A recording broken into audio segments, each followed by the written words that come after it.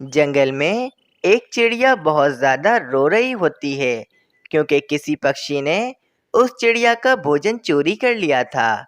इस कारण वे चिड़िया बहुत ज्यादा रो रही थी क्योंकि उस चिड़िया के पास अपने बच्चों को खिलाने के लिए अब भोजन नहीं बचा था। और तो और जंगल में भोजन की भी बहुत ही ज्यादा कमी थी। इसी कारण वे चिड़िया बहुत ज्यादा उदास होती है। मैंने कितनी मुश्किलों से भोजन जमा किया था। ना जाने किस पक्षी ने मेरा भोजन चोरी कर लिया है। अब मैं अपने बच्चों को क्या भोजन खिलाऊंगी? मम्मी मम्मी, बहुत जोरों से भूख लगी है। मुझे भोजन खाना है। मुझे भी भोजन खाना है। मुझे भी खाना है भोजन। मम्मी जल्दी से भोजन ला कर दो। हाँ हाँ, मैं तुम दोनों को अभी भोजन ला कर देती हूँ। तुम दोनों आराम से बैठो, मैं अभी भोजन लेकर आती हूँ। फिर ये कहकर कोमल चिड़िया भोजन जमा करने के लिए निकल जाती है। कोमल चिड़िया काफी देर तक जंगल में भोजन तलाश करती है, लेकिन कोमल चिड़िया को कहीं पर भी एक गंदम का दाना भी नहीं मिलता। कोमल चिड़िया तो बहुत ज्यादा उदास हो जाती है और वे उदास होकर एक पेड़ पर आकर बैठ जाती है। अब मैं क्या करूं? मैंने जंगल में कितनी देर तक भोजन ढूंढा, लेकिन मुझे भोजन तो कहीं पर भी नहीं मिला। अब मैं क्या करूं? अब मैं अपने बच्चों को क्या भोजन खिलाऊंगी? मेरे बच्चे तो घर में भूखे मेरा इंतजार कर रहे हैं। कोमल चिड़िया उदास होकर अपने घर की तरफ जा रही होती है तो कोमल चिड़िया को सामने ही एक उल्लू साधु दिखते हैं। कोमल चिड़िया फौरन उल्लू साधु के पास जाती है। चिड़िया, क्या हुआ? तुम इतनी ज्यादा उदास क्यों हो? उल्लू साधु, मैंने इतनी मुश्किलों से भोजन जमा किया था। ना जाने किस दुष्ट पक्षी ने मेरा सारा भोजन चोरी कर लिया है और अब घर में मेरे बच्चे भूखे बैठे हैं। मैं उनको क्या भोजन दूंगी? अब तो जंगल में भी भोजन कहीं नहीं मिल रहा है। मैं काफी देर तक भोजन तलाश कर रही थी, लेकिन मुझे भोजन तो कहीं पर भी नहीं मिला। इसीलिए उल्लू साधु, मैं बहुत ज्यादा उदास हूँ। चिड़िया, मैं तुम्हारी ये उदासी दूर कर सकता हूँ। मेरे पास तुम्हें देने के लिए कुछ है। फिर उल्लू साधु कोमल चिड़िया को एक पेंसिल और एक किताब देता है और कोमल चिड़िया से कहता है, चिड़िया, तुम इस पेंसिल से इस किताब पर जौन सा चित्र बनाओगी, वे चित्र उसी समय तुम्हारे सामने प्रकट हो जाएगा। जैसे तुम्हें अभी भोजन की जरूरत है, तो तुम इस किताब पर भोजन का चित्र बनाओ, तो इसी समय वे भोजन तुम्हारे सामने आ जाएगा। चिड़िया, ये पेंसिल और किताब कोई मामूली नहीं है, बल्कि ये पेंसिल और किताब तो जादुई है। इस जादुई किताब की तुम्हें बहुत जरूरत है, इसीलिए ये जादुई किताब तुम ले जाओ और इस जादुई किताब की मदद से तुम जंगल के पक्षियों की भी मदद करना। उल्लू साधु, आपका बहुत बहुत शुक्रिया। आपने तो मेरी सारी समस्या ही दूर कर दी। फिर कोमल चिड़िया वे जादुई पेंसिल और वे जादुई किताब अपने साथ अपने घर पर ले जाती है। कोमल चिड़िया अपने घर पर आती है और उस जादुई किताब पर एक आम का चित्र बनाती है। आम का चित्र बनाते ही एक आम वहाँ पर आ जाता है।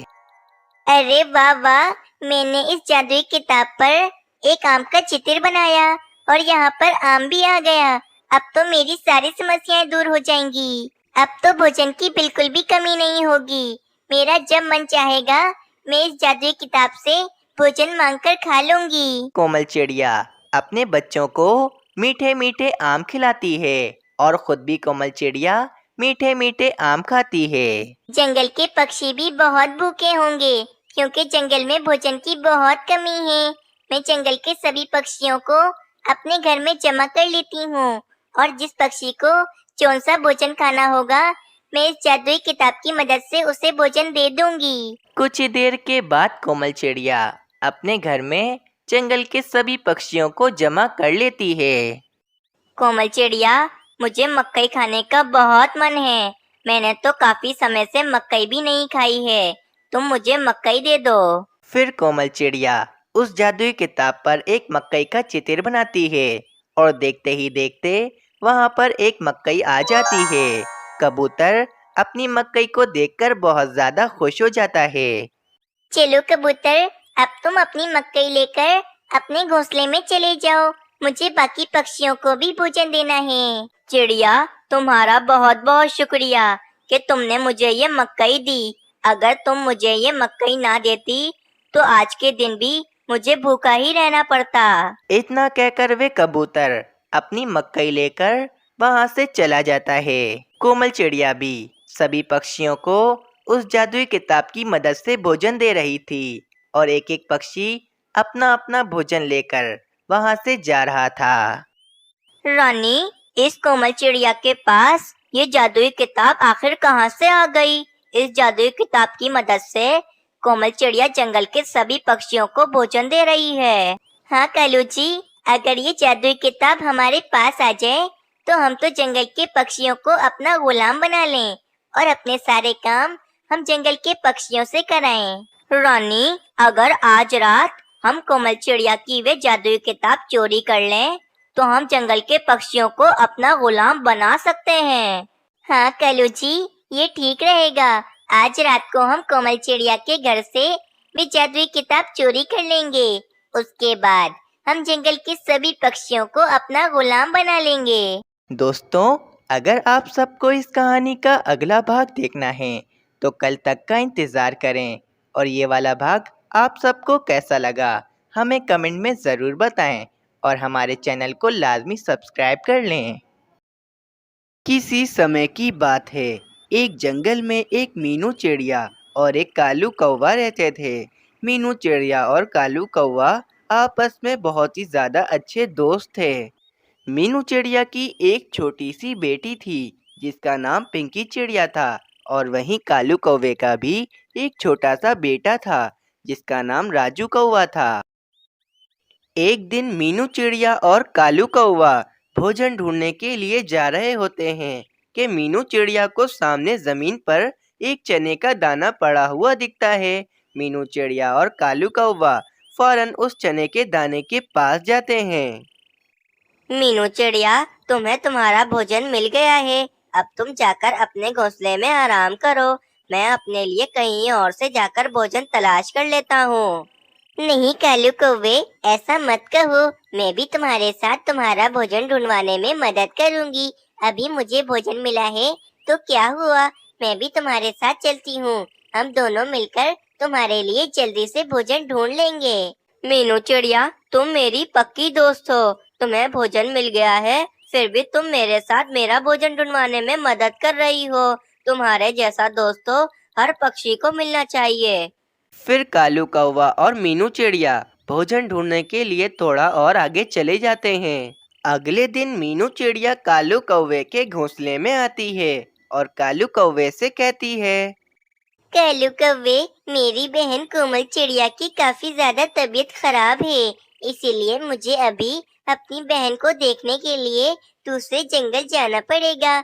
और मेरी सोनी चिड़िया तो अभी बहुत छोटी है, इसीलिए उसको मैं अपने घोंसले में ही छोड़कर जा रही हूँ। क्या तुम मेरी सोनी चिड़िया का ध्यान रख सकते हो कालू कौवे? हाँ हाँ मीनू चिड़िया, ये भी कोई कहने वाली बात है। मैं तुम्हारी पिंकी चिड़िया का अच्छे से ध्यान रखूंगा। तुम निश्चिंत होकर चली जाओ। फिर मीनू चिड़िया अपनी बहन कोमल चिड़िया के पास चली जाती है और फिर कालू कौवा अपने बेटे राजू कौवे को लेकर मीनू चिड़िया के घोंसले में आ जाता है और वे अपने राजू कौवे और पिंकी चिड़िया का एक साथ ध्यान रख रहा होता है। शाम होने को थी। मीनू चिड़िया अपनी बहन कोमल चिड़िया से मिलकर वापस अपने घोंसले में आ जाती है। कालू कौवे, तुम्हारा बहुत बहुत शुक्रिया कि तुमने मेरी पिंकी चिड़िया का ध्यान रखा। मीनू चिड़िया, इसमें शुक्रिया कहने वाली कौन सी बात है? तुम मेरी इतनी अच्छी दोस्त हो तो फिर मैं तुम्हारी मदद क्यों नहीं करता आखिर। अगली सुबह हो जाती है। कालू कौवा राजू कौवे को लेकर मीनू चिड़िया के घोंसले में आता है और वे मीनू चिड़िया से कहता है, मीनू चिड़िया, मुझे अभी किसी जरूरी काम से बाहर जाना पड़ रहा है। क्या तुम मेरे राजू कौवे का ध्यान रख सकती हो? हाँ कालू कौवे, क्यों नहीं। मैं तुम्हारे राजू कौवे का ध्यान जरूर रखूंगी। कल तुमने भी तो मेरी पिंकी चिड़िया का कितने अच्छे से ध्यान रखा था, तो फिर मेरा भी तो फर्ज बनता है कि मैं भी तुम्हारी मदद करूं। मीनू चिड़िया, मेरा राजू कौवा अभी बहुत छोटा है, इसीलिए तुम इसका ध्यान अच्छे से रखना। हाँ केलू कौवे, तुम निश्चिंत होकर चले जाओ, मैं तुम्हारे राजू कौवे का अच्छे से ध्यान रखूंगी। मीनू चिड़िया की ये बात सुनकर कालू कौवा निश्चिंत होकर अपने काम के लिए निकल जाता है। जंगल में हवाएं चलने लगती हैं, जिसके कारण मीनू चिड़िया के घोंसले में जो भोजन रखा हुआ होता है वे वहां से उड़कर जमीन पर गिर जाता है। हाय रे, मेरा भोजन इन हवाओं की वजह से जमीन पर गिर गया है। अब मुझे ये भोजन उठाने के लिए जमीन पर जाना पड़ेगा।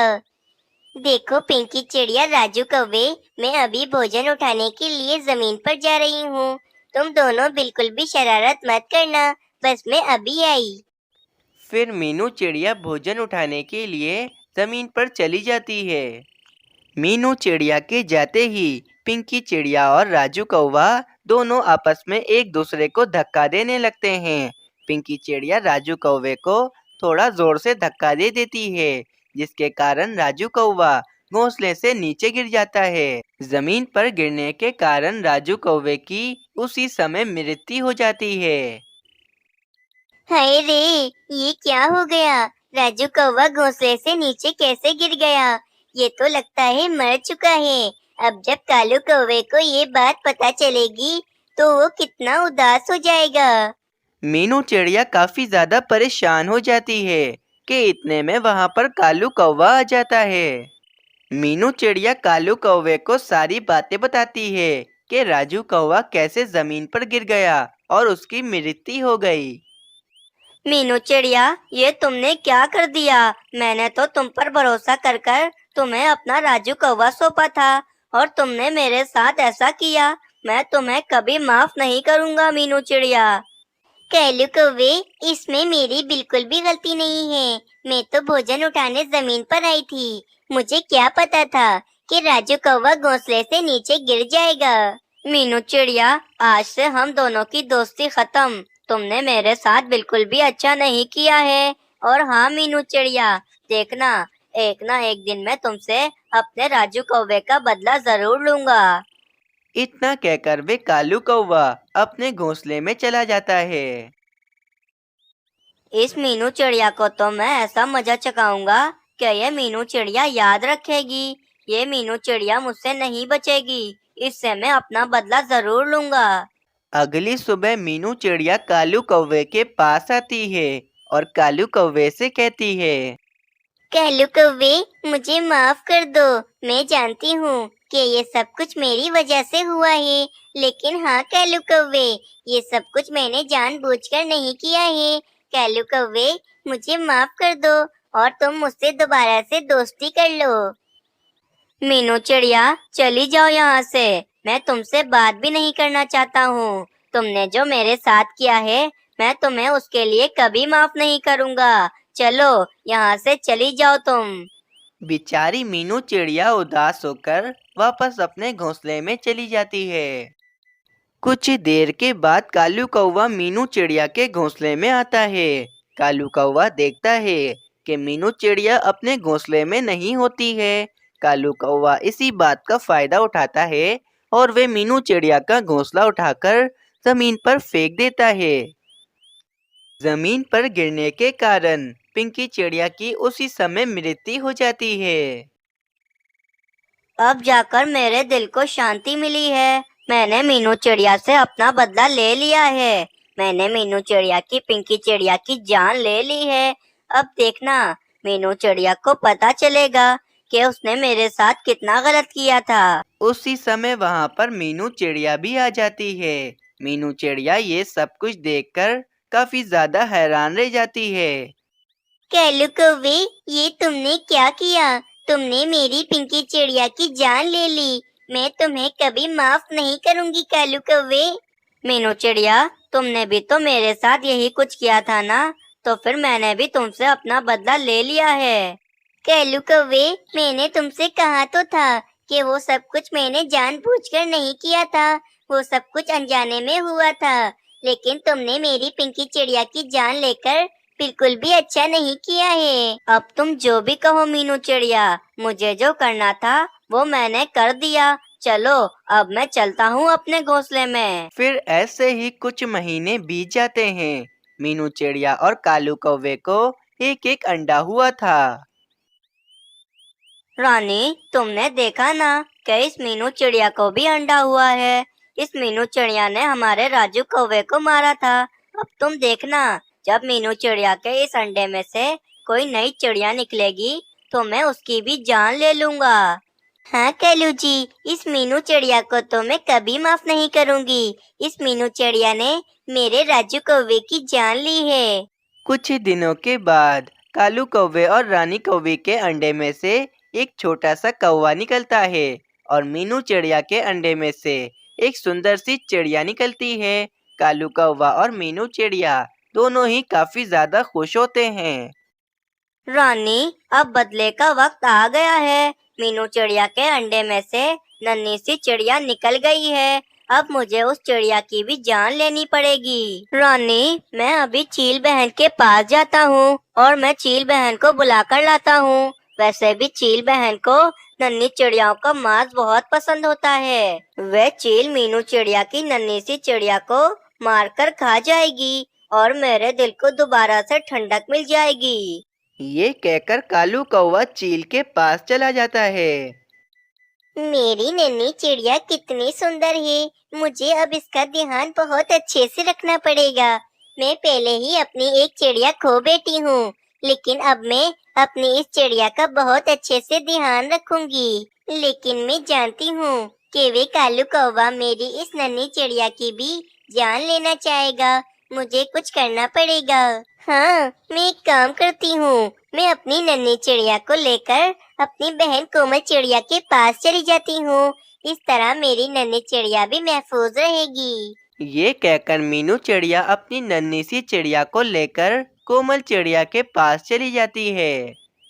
क्या हुआ कौवे, आज तुम मेरे पास क्यों आए हो? मुझसे क्या काम पड़ गया तुम्हें? चील बहन, मैं आज आपके लिए एक शिकार लेकर आया हूँ, जिस शिकार को खाकर आपको मजा आ जाएगा। आप मेरे साथ चलो।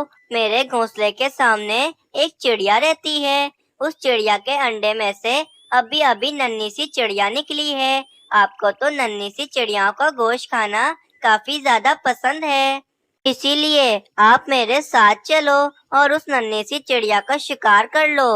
अच्छा, अगर ऐसी बात है तो मैं अभी तुम्हारे साथ चलती हूँ और जाकर उस नन्ही सी चिड़िया का मैं शिकार कर लेती हूँ। फिर वे कालू कौवा उस चील को लेकर अपने घोंसले की तरफ चला जाता है। कालू कौवा उस चील को लेकर मीनू चिड़िया के घोंसले में आ जाता है, लेकिन वहाँ पर तो मीनू चिड़िया होती ही नहीं है। अरे ओ कौवे, कहाँ है मैं नन्ही चिड़िया? तूने तो मुझे यहीं का कहा था, लेकिन यहाँ तो मुझे कोई भी नन्ही चिड़िया नहीं दिखती। चील बहन, वह नन्ही चिड़िया अभी यहीं थी, ना जाने वह नन्ही चिड़िया कहाँ चली गई। मैं तुम्हारे जैसे कौवों को जानती हूँ, जो हमारी जैसी मासूम चीलों को उल्लू बनाते रहते हैं, लेकिन आज मैं तुझे नहीं छोड़ूंगी। फिर वे चील कालू कौवे के घोंसले में आ जाती है और वे कालू कौवे के छोटे से कौवे को मारकर खाने लगती है। उस छोटे से कौवे को खाकर वे चील वहाँ से चली जाती है। रानी, ये क्या हो गया हमारे साथ? मैं तो मीनू चिड़िया से अपना बदला लेने चला था, उल्टा हमारे साथ ही गलत हो गया। कैलू जी, हमने अपने राजू कौवे को भी खो दिया और हमने अपने इस कौवे को भी खो दिया। हम तो बर्बाद होकर रह गए हैं कालू जी। इस तरह कालू कौवे को अपने किए की सजा मिल जाती है। इस कहानी से हमें ये सीख मिलती है कि जो दूसरों के लिए खड्डा खोदते हैं वे उस खड्डे में खुद ही गिर जाते हैं। इसीलिए हमेशा दूसरों के साथ अच्छा ही करना चाहिए। तो प्यारे दोस्तों, आप लोगों को ये कहानी कैसी लगी हमें कमेंट कर ज़रूर बताएं। हमें आपके कमेंट का बेसब्री से इंतज़ार रहेगा।